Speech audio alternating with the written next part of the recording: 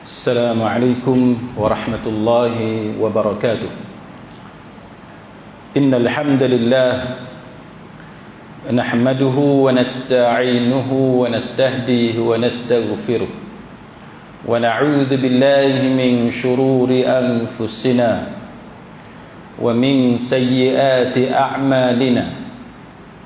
Man yahdihillahu fala mudilla lahu ومن يضلل فلا هادي له أشهد أن لا إله إلا الله وحده لا شريك له وأشهد أن محمدا عبده ورسوله اللهم صل وسلم على محمد وعلى آله وصحبه والتابعين بإحسان إلى يوم الدين.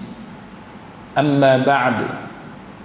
Rabbi syrah li sadri, wahai Tuhanku, lapangkanlah dadaku ini, wa yassir li amri, dan permudahkanlah urusanku, wahlul 'uqdatan min lisani, dan uraikanlah kekeluhan lidahku, yafqahu qawli, supaya mereka memahami kata-kataku ini. Sidang hadirin mukminin, mudah-mudahan kita semua pada malam ini dirahmati dan diberkati oleh Allah Subhanahu wa taala. Tajuk kita pada malam ni ialah berkenaan dengan berguru dengan iblis ataupun syaitan. Berguru dengan iblis ataupun syaitan. Maksudnya ialah menjadikan iblis ataupun syaitan itu sebagai guru. Ini termasuk dalam perkara yang dilarang dalam agama. Tapi soalnya, ada atau tidak di kalangan kita yang berguru dengan syaitan ataupun iblis? Atau dari mana asal usul punca kepada sikap manusia yang kemudiannya berakhir dengan berguru dengan iblis ataupun syaitan? Sebab kalau ikut logik kita, tuan-tuan, kenapa pula kita nak mengaji dan belajar dengan iblis? Takkan kita nak mengaji, menuntut ilmu dengan syaitan? Sepatutnya kita mengaji dengan orang alim, dengan orang yang baik-baik.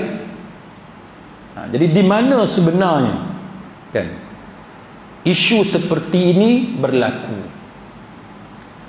Sidang hadirin mukminin, kalau kita tengok dalam YouTube, kan, dalam media sosial, ada orang tunjuk macam mana dia berinteraksi dengan apa yang dia panggil sebagai iblis. Dia tunjuk macam mana dia nak ambil manfaat daripada iblis, sama ada benda tu betul-betul bermanfaat ataupun tidak, tak apalah kita cerita kemudian yang itu. Tapi dia nak tunjuk bahawa dia ambil manfaat, dia ambil faedah daripada yang dia panggil sebagai iblis ataupun syaitan ini. Jadi manusia ni, tuan-tuan, dia suka tarik perhatian orang kepada dia. Dia suka buat benda yang pelik-pelik. Kalau kereta elok-elok, dia pergi buat tayar tu mencapah, mengangkang lagu tu. Sebab dia bagi dia hak engineer buat tu tak elok, tak cantik.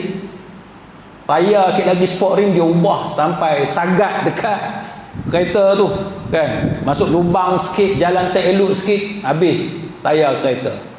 Manusia ni dia suka buat benda yang pelik-pelik. Sebenarnya benda ni, tuan-tuan, sifat manusia memang dia ada benda-benda macam tu. Dia nak orang pandang dia. Saya tak nafi, saya sendiri pun ada sifat macam tu. Tuan-tuan juga saya percaya ada sifat macam tu, kan. Kita nak orang tengok kita. Kita kalau boleh tak mau tunjuk benda aib kita. Kita nak kalau boleh kita lebih daripada orang. Itu benda biasa yang ada pada manusia. Tetapi kita sebagai orang Islam, kita sebagai hamba Allah Subhanahu wa taala, kita sebagai umat Muhammad sallallahu alaihi wasallam, kita diajar untuk kontrol, kan, untuk kawal benda-benda yang macam ni. Jadi sebab tu kalau kita tidak kawal tuan-tuan, dia datanglah dakwaan-dakwaan dan perilaku-perilaku yang pelik bila tidak terkawal. Kita kalau boleh, memanglah kita nak suruh nampak kita cantik. Saya pergi cari butang baju ni pun susah juga kat kedai. Nak cari hak pelik sikit, unik sikit, tak ada, kan? Dapatlah harga RM5, tak apalah, kan? Tapi ada orang dia sanggup bubuh butang baju yang pelik-pelik, baju yang lain daripada orang lain supaya orang pandang dia. Sampai tahap nak bagi nampak pelik daripada orang ni, pakai biji tasbih dekat tengkuk. Itu memang pelik lah. Nasib baik masjid kita ni tak ada tu imam, tengok dia ni tak ada tu imam yang pakai tasbih dekat tengkuk. Sebab apa? Sebab nak bagi nampak pelik. Sama juga mengaji, kan? Kalau mengaji dalam negara ni tak nampak hebat. Dia hebat kalau mengaji luar negara. Itu nampak hebat lah. Saya dapat offer letter tu, saya simpan elok-elok. Pasal apa? Sebab universiti yang saya sambung belajar tu dia tulis World Top University. Wah, kita pun rasa hebat. Itu perangai manusia, dia suka benda-benda yang macam tu. Tapi kalau kita kata mengaji dengan Ustaz Jalani, apa yang hebat, kan? Mengaji dengan mufti, apa yang hebatnya? Nak betul-betul hebat, mengaji dengan iblis, itu betul-betul hebat. Mengaji dengan iblis, mengaji dengan setan, itu memang pelik. Jadi dakwaan-dakwaan macam ni dia muncul dalam media sosial dan sebagainya. Jadi kita nak tahulah macam mana benda macam ni boleh berlaku. Sedangkan kalau ikut logik akal kita, benda ni mustahil berlaku. Tak sepatutnya ada orang Islam dia rasa bangga untuk cerita dia mengaji ataupun dia dapat manfaat atau dia ambil faedah dari iblis ataupun syaitan. Ini yang kita nak tahu, bagaimana benda-benda yang macam ni dia boleh muncul di kalangan orang yang menuntut ilmu, kan? Sebab bagi kita belajar kitab fiqh yang mu'tabar. Kalau kita belajar tasawuf, kita mengaji contohnya Ihya Ulumuddin. Kita mengaji kitab-kitab yang biasa dalam masyarakat, Faridatul Faraid, apa semua, kan? Mengaji kitab-kitab fiqh, mazhab dan sebagainya. Tak apalah, setiap kitab tu dia bukan sempurna. Ada kitab yang ada kesalahan tertentu dan sebagainya, itu benda biasa. Sebab ia adalah produk yang datang daripada manusia. Tapi yang penting kita belajar kitab yang diluluskan oleh ulama yang muktabar, yang diakui. Jadi kita nak tahu, tuan-tuan sekalian, kenapa ada cerita-cerita yang macam ni? Sebenarnya dia datang daripada mana? Baik, untuk pengetahuan tuan-tuan sekalian, dakwaan-dakwaan seperti ini sebenarnya dia datang daripada aliran kesufian yang melampau, tarikat yang sesat, tarikat yang melampau. Dia nak tunjuk dia lebih dari tarikat lain. Dia nak tunjuk bahawa siapa yang berguru, berada dalam perguruan mereka, maka perguruan mereka jauh lebih istimewa berbanding dengan tarikat lain ataupun daripada aliran kesufian yang lain. Maka muncullah dakwaan-dakwaan yang seperti ini. Contohnya ialah bagaimana orang yang terlibat dalam aliran kesufian ini, mereka mengatakan bahawa boleh bagi orang yang menuntut ilmu itu untuk belajar dari makhluk daripada alam batiniyah. Dia keluar istilah-istilah macam ni. Dia kata boleh kita nak belajar dari makhluk yang mana makhluk tu dari alam batiniyah, bukan alam nyata, tapi daripada alam ghaib, alam batin. Ini dakwaan yang datang daripada aliran kesufian yang sesat, sehingga mereka mengatakan bahawa boleh untuk kita belajar daripada jin yang saleh, jin yang beragama Islam yang saleh, dan Dakwaan itu dia tak berhenti setakat boleh belajar dengan jin yang soleh sahaja, malah mereka mengatakan bahawa dibolehkan belajar daripada jin yang kafir. Boleh belajar daripada syaitan. Syaitan ni maknanya jin yang kafir, yang mana golongan setan ni dia daripada alam jin. Oh, dahsyat tuan-tuan. Kita bila kita dengar belajar dengan syaitan, kita duk fikir mungkin syaitan manusia, kan? Manusia. Yang tu mungkinlah dia nak belajar dengan manusia yang jahat. Tapi dia pergi jauh daripada itu. Bukan setakat syaitan manusia, malah syaitan jin. Dan dia kata bahawa belajar juga boleh belajar daripada manusia yang soleh, orang yang baik-baik, dan dia dah mati, yang mana dia berada di alam barzakh. Boleh belajar. Ini merupakan dakwaan-dakwaan yang sangat menghairankan kita. Sangat menghairankan kita. Pasal apa saya kata tuan-tuan, ini dakwaan yang sangat menghairankan kita? Sebab apa tuan-tuan? Sebelum kita pergi lebih jauh, cuba tuan-tuan cari di Penang kita ni, Pulau Pinang kita ni, siapa yang tuan-tuan kenal tok-tok guru, alim ulama yang hebat, kelahiran Pulau Pinang ni, yang mengaji tok guru dia alam barzakh? Ada tak? Kalau ada, buat main seorang. Saya pun nak tahu juga. Siapa dia? Alim ulama kelahiran Pulau Pinang. Sebelum kita pergi lebih jauh, ada tak? Tuan-tuan tunjuk. Sepanjang yang tuan-tuan tahu, tak kiralah tok guru pondok mana ke, yang mengaji dalam Pulau Pinang ke, ataupun yang pergi sampai Indonesia ke, yang pergi sampai ke Thailand dengan baba dan sebagainya, tunjuk seorang. Yang mana tok guru kita ni, yang semua masyarakat terima ilmu dia, dia kata dia mengaji dengan tok guru dia di alam barzakh. Saya tuan-tuan, sepanjang saya mengaji, dan saya percaya tuan-tuan ada pengalaman yang sama dengan saya, kita tak pernah jumpa tok guru kita dia bagi tahu bahawa dia mengaji dengan tok guru di alam barzakh. Tak ada. Tak ada. Di luar Pulau Pinang, di Malaysia, tak ada. Zaman saya UIA tuan-tuan, saya pergi buat program dengan di pondok-pondok di Fatani, jumpa dengan tok-tok guru di Fatani. Tak ada cerita kata dia orang mengaji dengan tok guru di alam barzakh. Tak ada cerita ni. Kita pergi ke Mesir, kita pergi ke Jordan, kita pergi ke Saudi, kita pergi ke Maghribi, kita dengar nama tok-tok guru yang hebat ni, tak ada cerita ni. Guru yang muktabar, jangan cerita guru yang sesat, guru yang muktabar, yang masyarakat terima ilmu dia. Lepas tu tuan-tuan pergi dekat mazhab, Imam Nawawi ke, Ibnu Hajar ke, sampai kepada Imam Syafi'i. Lepas tu pergilah mazhab Hanafi ke, mazhab Maliki, mazhab Hambali. Tak ada cerita ni tuan-tuan. Apatah lagi generasi tabi'in, lepas tu generasi sahabat, tak ada cerita ni. Tiba-tiba datang satu kumpulan yang duk terlibat dengan aliran kesufian ni. Oh, dia kata dia sampai makam yang tertentu, dia masuk tarikat yang tertentu, dia kata kita boleh mengaji hatta dengan setan sekalipun, hatta dengan jin kafir sekalipun. Ini bahaya. Sebab tu bila tuan-tuan buka dalam YouTube, tuan-tuan boleh jumpa orang yang tidak segan silu mendakwa dia boleh berinteraksi dan ambil ilmu daripada iblis. Dia berani kata dia ambil benda ni daripada syaitan.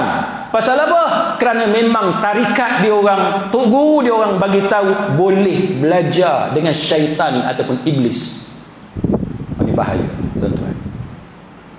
Benda yang kita tak pernah dengar sebelum ni mulai menyerang dan masuk dalam masyarakat kita sedikit demi sedikit.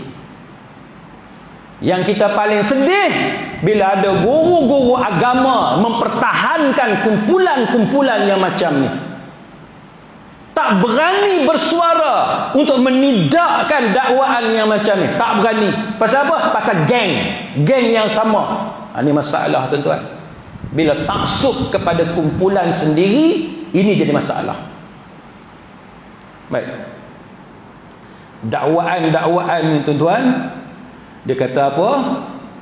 Cuma ada jugalah yang bagusnya, walaupun dia buat dakwaan yang bagi kita sesat tu, tapi dia ada juga yang diakui bahaya. Belajar dengan guru daripada alam lain. Mereka mengatakan bahawa belajar, mengambil ilmu dari makhluk, dari alam lain ini risikonya sangat tinggi. Dia kata belajar dengan jin, belajar dengan syaitan, belajar dengan jin kafir, dengan jin jahat ni, dia kata sangat tinggi risikonya, kerana syaitan mampu menipu manusia. Dia mengaku pula,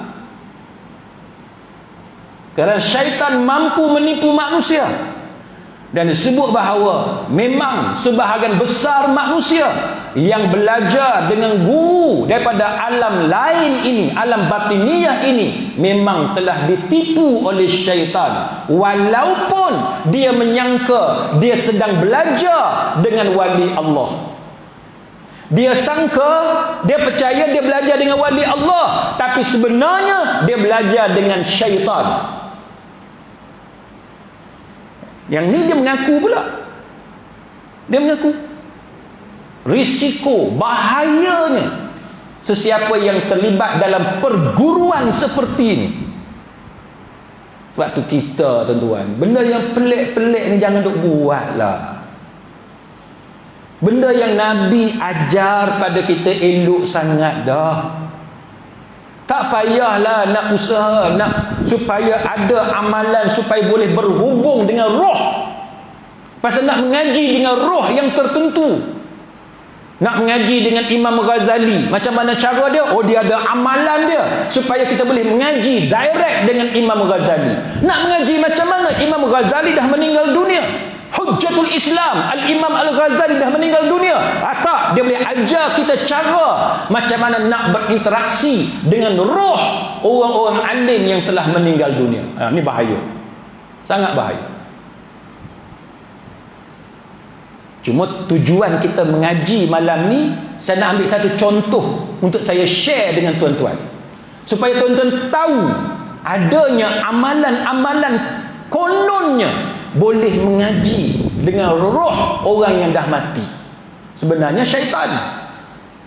Roh mana boleh ajar kita tuan-tuan? Tak boleh. Dah putus hubungan dah. Nabi dah bagi tahu dah. Habis. Tapi kita sebab rasa biasa mengaji kat masjid. Semua orang mengaji kat masjid. Tak. Mengaji kat surau. Semua orang mengaji kat surau. Pergi pondok, pergi universiti. Biasa sangat. Nak cari hak pelik. Saya nak share dengan tuan-tuan. Tapi tuan-tuan jangan amal lah pula. Saya share ni nak tunjuk dekat tuan-tuan. Memang ada amalan ni. Tapi tuan-tuan jangan pula nanti tuan-tuan tengok video saya, tuan-tuan cut macam saya pula yang ajar pergi buat amalan ni. Tak. Kita nak bagi pendedahan, exposure kan, pasal benda-benda yang macam ni. Dia ada amalan-amalan dia tuan-tuan, yang sebab itu kita dengan manusia yang suka benda pelik-pelik ni susah lah. Tapi kita kena tahu kan? Kita kena tahu benda-benda macam ni. Baik, satu contoh. Ini amalan kononnya kan, kononnya ahli-ahli tarikat ini mendapat ilmu ni dengan cara diijazahkan oleh syekh mereka. Kononnya mereka mendakwa ini amalan yang syekh diorang bagi, siap dengan ijazah lagi. Baik, apa dia? Ini adalah amalan untuk membolehkan bertemu dengan wali Allah kononnya, supaya boleh mengaji dengan wali Allah yang dah meninggal dunia. Baik, cara dia macam mana? Nombor satu, dia kata kena bangun tengah malam selepas pukul 12 tengah malam. Ini nombor satu, dia kata. Nak mengaji dengan roh, dengan ulama-ulama yang dah meninggal dunia, Nombor 1 kena bangun tengah malam selepas pukul 12 tengah malam. Dia katalah kan. Satu.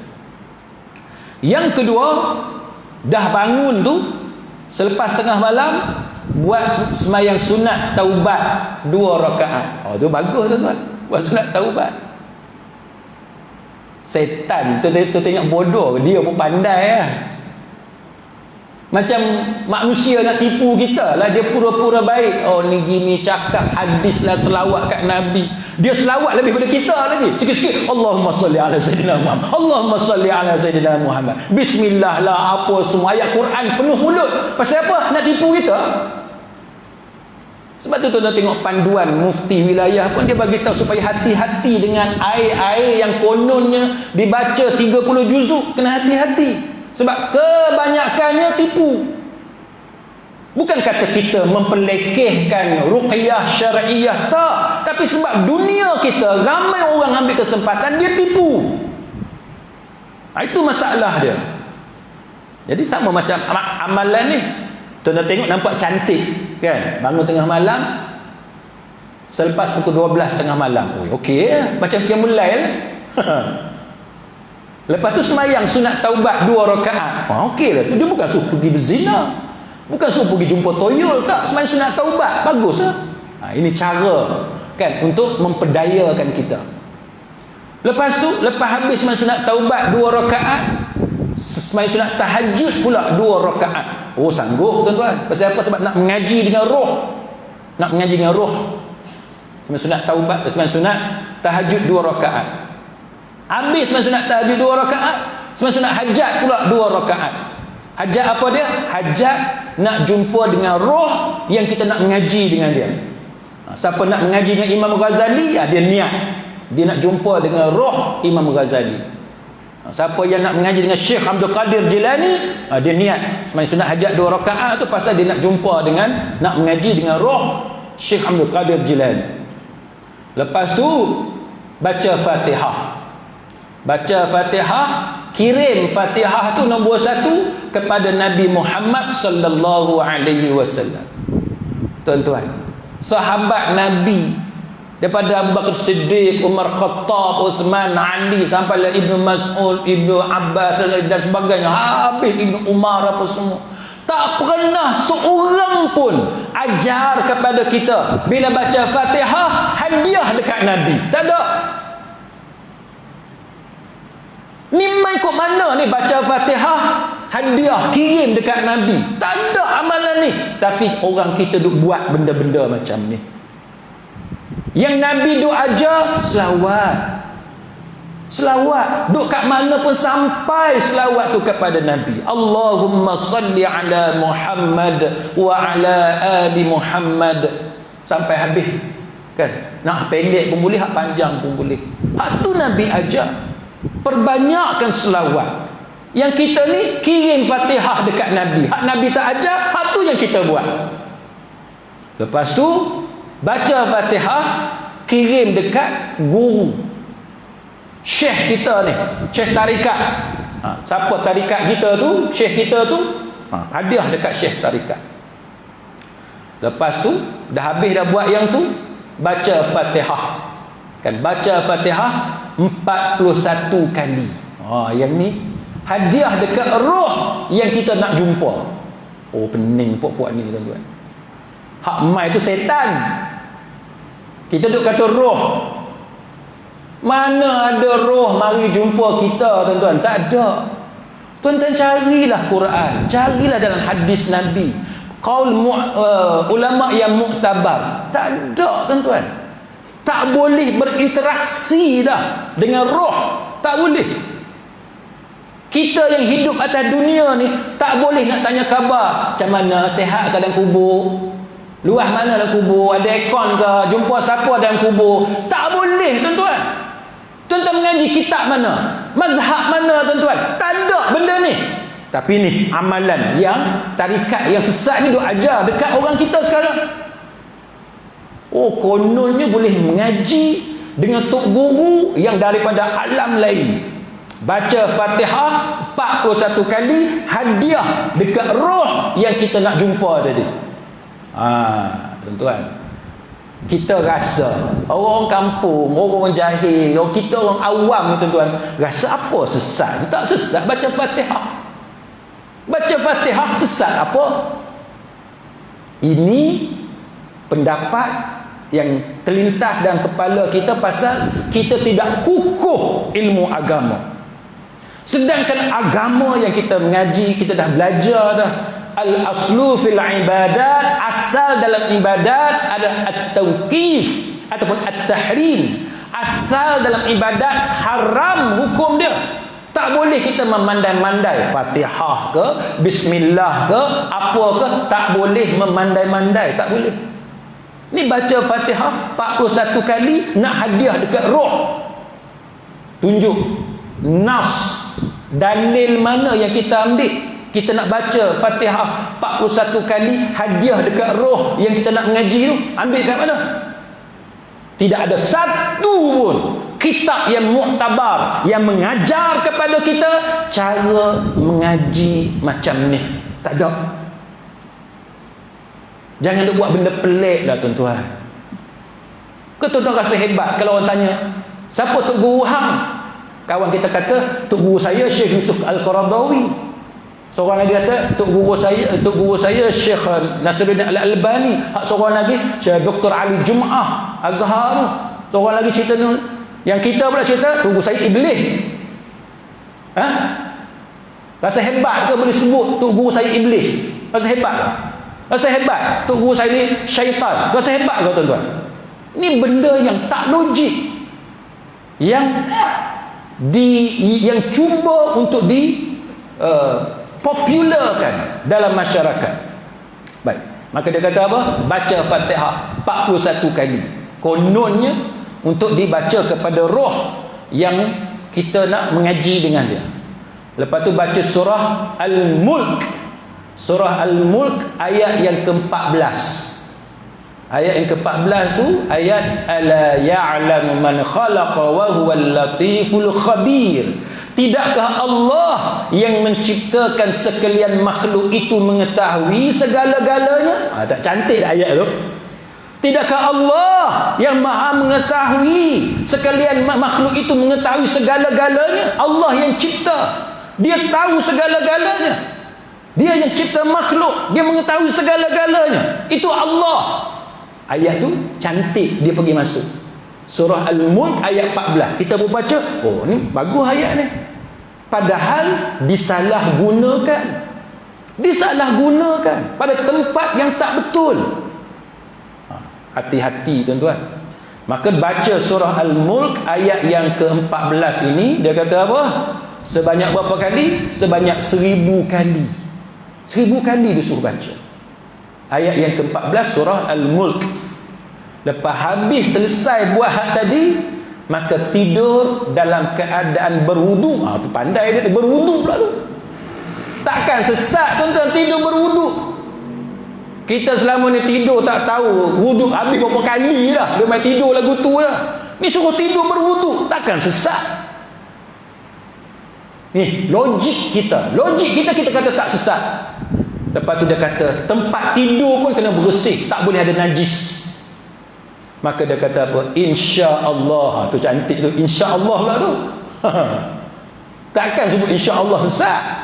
Dia kata InsyaAllah kamu akan dipertemukan oleh Allah dengan roh yang kamu ingin belajar dengan dia.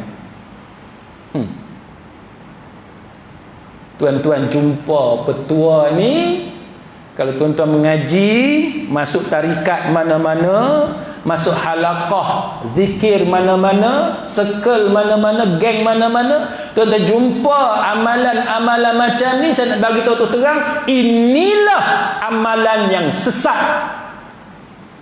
Jauhilah kumpulan tersebut.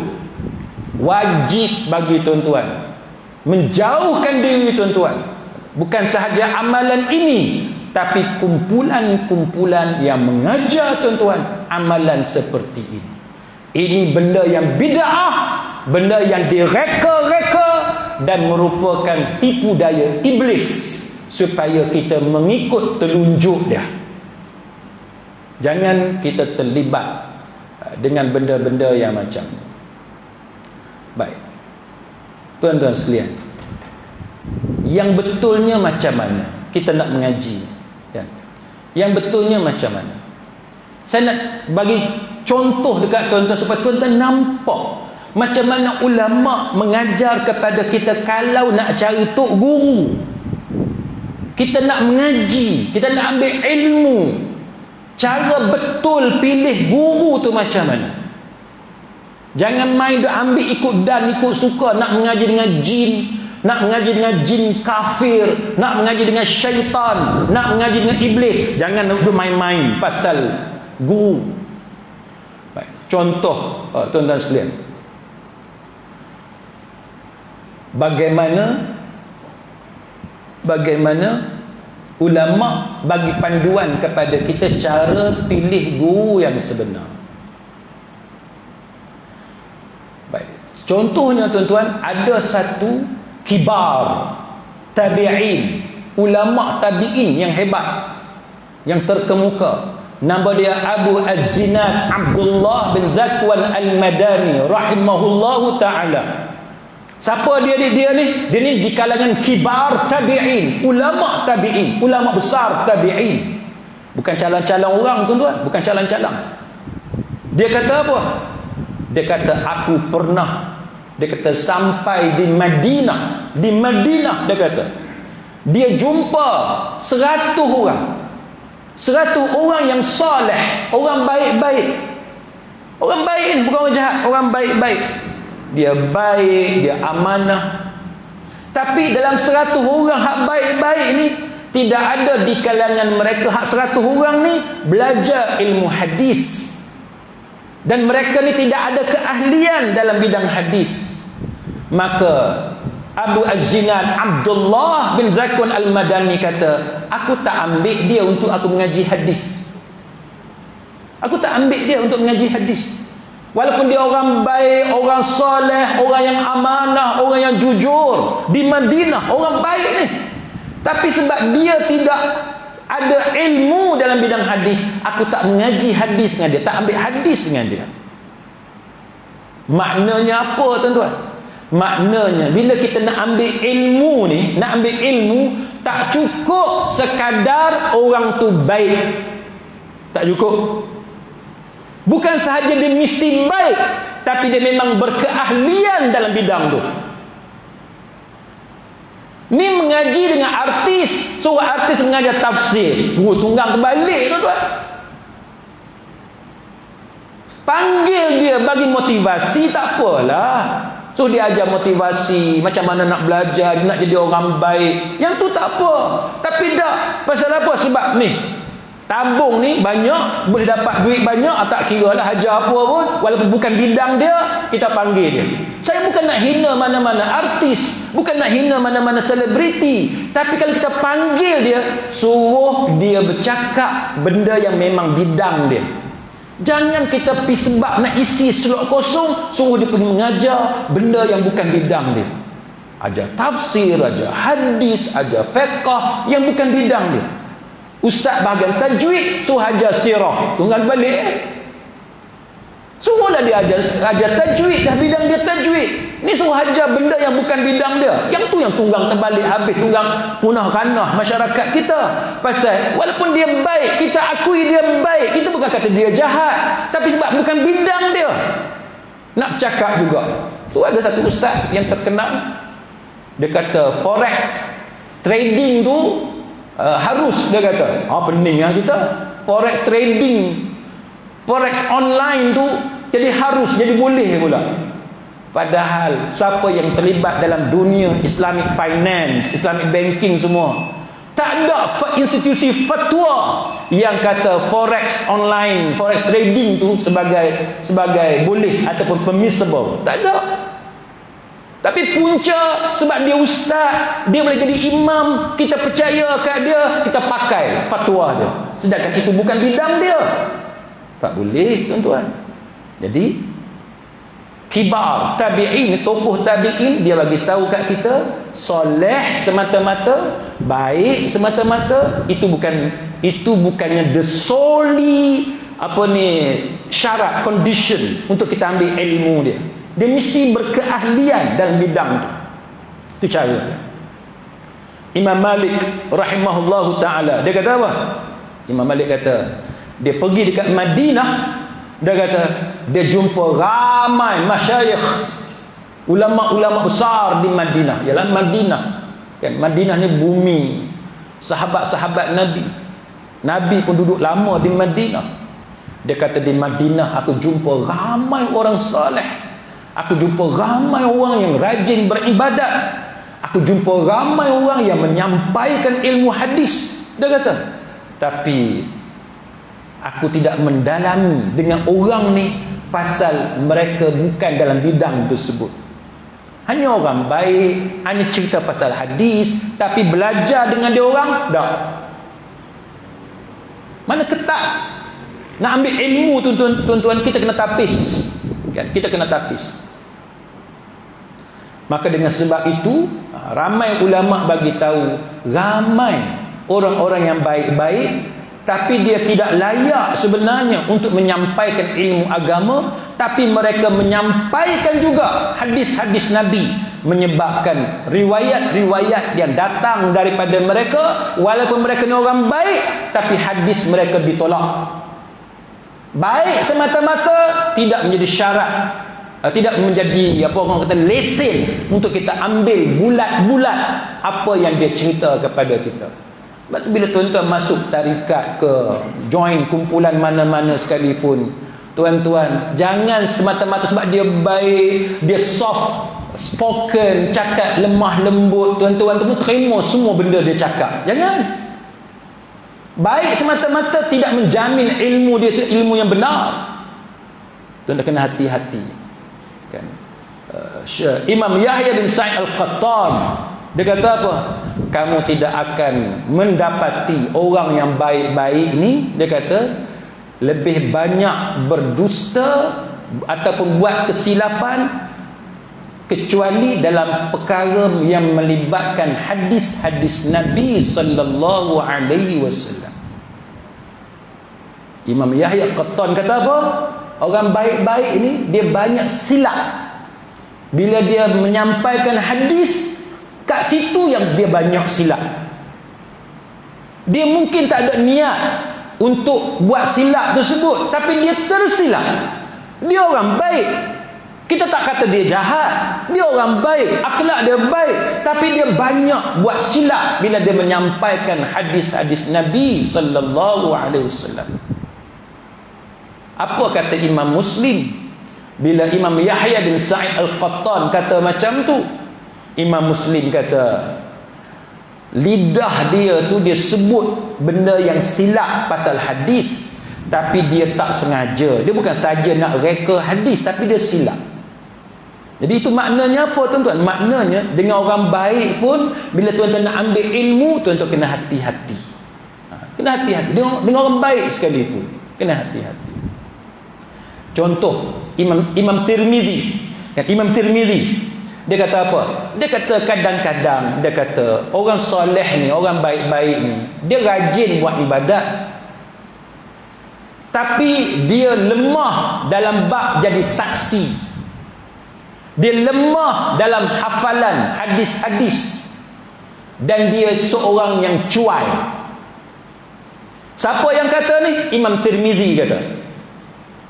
Orang baik ni, orang baik, dia bukan jahat, tapi kadang-kadang orang baik ni walaupun dia rajin semayang, rajin buat ibadat, tapi dia ada kelemahan dalam bab hafalan, lemah dalam bab jadi saksi. Dia ada kelemahan dia. Maka kita kena hati-hati. Tuan-tuan biasa jumpa tak ustaz-ustaz yang datang masjid tuan-tuan, duk selalu on the way. On the way, tak sampai-sampai. On the way tak sampai-sampai. Dia bukan jahat, tapi dia ada kelemahan. Ini yang Imam Tirmizi kata ni. Dia rajin semayang, rajin puasa, dia ustaz, dia mengajar kita, tapi dia ada kelemahan. Kelemahan apa dia? Sentiasa on the way. Setiap bulan giliran dia on the way. Sekali on the way. Orang lain pun on the way juga sampai. Dia on the way tak sampai. Dia on the way ujung dekat isyak baru sampai. Bukan dia jahat, tapi dia ada kelemahan. Itu yang Imam Tirmizi kata, kena hati-hati bila ambil ilmu. Bukan kita nak kata dia jahat, tapi dia ada kelemahan. Dia orang baik, dia rajin ibadat, tapi hafalan dia kurang, ingatan dia kurang. Dia orang baik, terlupa nak kunci lah. Letak kat mana nak kunci tak ingat. Bila semayang baru teringat. Ni masalah. Bila semayang baru teringat. Tu orang tunjuk dalam YouTube, bini pun boleh tertinggal. Bawa motor pergi isi minyak dekat stesen minyak. Lepas isi minyak, bini duduk kat belakang, tak naik, baru nak angkat kaki, dia tinggal dekat mana tu. Orang duduk share dalam YouTube. Lemah, ingatan tu lemah. Kepala duk ingat benda lain, dia terlupa bawa bini. Biasalah, manusia. Bukan kata dia jahat, tak, dia bukan jahat, tapi dia lemah. Itu maksud dia. Tuan-tuan jangan salah faham. Kita bukan nak kata tok guru jahat, tak. Kita bukan nak kata ustaz-ustaz jahat, tidak. Ustaz tu baik, tok guru kita baik, tapi dia ada kelemahan. Kelemahan tu. Sebab tu kita kena hati-hati bila kita terima ilmu.